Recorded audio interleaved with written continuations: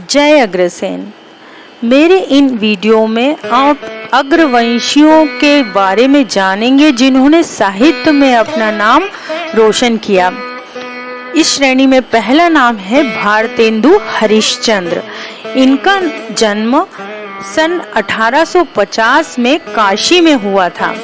इनका मूल नाम हरिश्चंद्र था और इन्हें भारतेंदु की उपाधि दी गई थी, जिसका अर्थ है भारत के इंदु। इनके जन्म के समय को भारतेंदु काल कहा जाता है।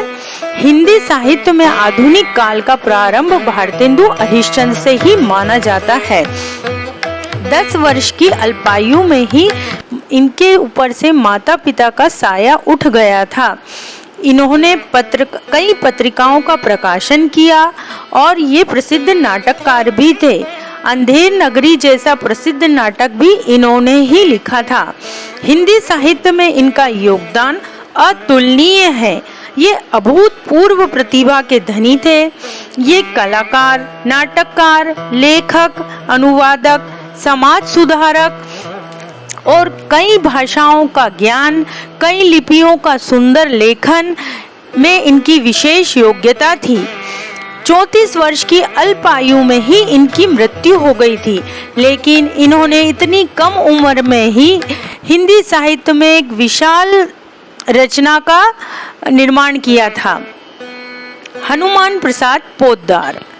1892 में राजस्थान में इनका जन्म हुआ। इन्हें लोग प्रेम से भाईजी कहते थे। मात्र 2 वर्ष की अल्पायु में ही इनकी माता का निधन हो गया था और इनकी दादी माँ ने इनका लालन पालन किया था। बचपन से ही दादी माँ ने इन्हें धार्मिक संस्कार दिए और रामायण गीता का पाठ पढ़ाया। 1923 में इन्होंने गोरखपुर में गीता प्रेस की स्थापना की।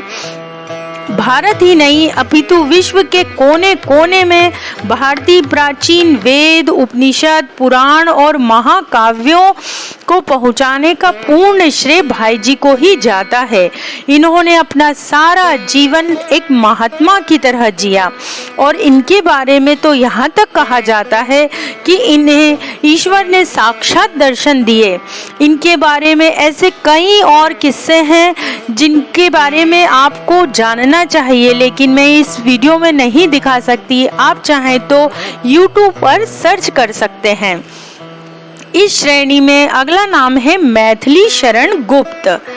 जो भरा नहीं है भावों से, बहती जिसमें रसधार नहीं, वह हृदय नहीं है पत्थर है जिसमें स्वदेश का प्यार नहीं। ये राष्ट्र प्रेम से ओतप्रोत पंक्तियाँ मैथिली शरण गुप्त जी की हैं, जिनका जन्म 1886 में झांसी के पास एक गांव में हुआ था।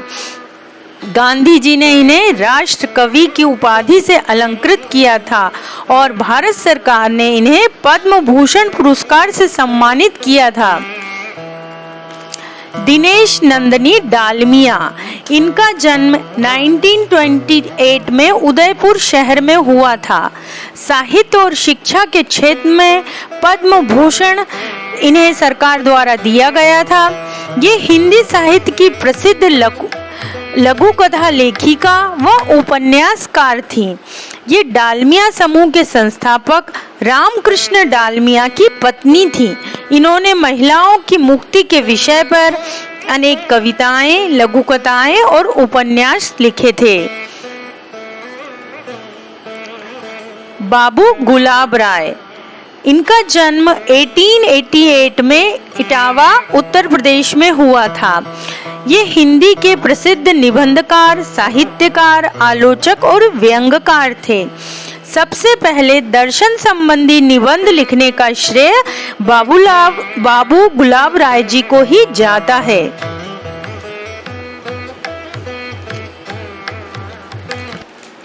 डॉक्टर भगवान दास।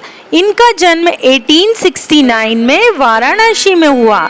इनके पिताजी की गिनती धनी और प्रतिष्ठित व्यक्तियों में होती थी। ऐश्वर्य और धन संपदा से परिपूर्ण होने के बावजूद इनका मन हमेशा राष्ट्र सेवा और सामाजिक उत्थान में ही लगा रहा। ये बचपन से ही विलक्षण प्रतिभा के धनी थे। इन्होंने 12 वर्ष की अल्पायु में ही हाई स्कूल की और 18 वर्ष की आयु में एमए की डिग्री हासिल कर ली थी। काशी विश्वविद्यालय के कुलपति बने। इन्होंने हिंदी भाषा के विकास में महत्वपूर्ण योगदान दिया। ये शिक्षा शास्त्री, स्वतंत्रता सेनानी, दार्शनिक, कई संस्थाओं के संस्थापक रहे। इन्होंने 30 से अधिक पुस्तकें हिंदी और संस्कृत भाषा में लिखी। भारत के राष्ट्रपति ने इन्हें 1955 में भारत रत्न की सर्वोच्च उपाधि से भी विभूषित किया।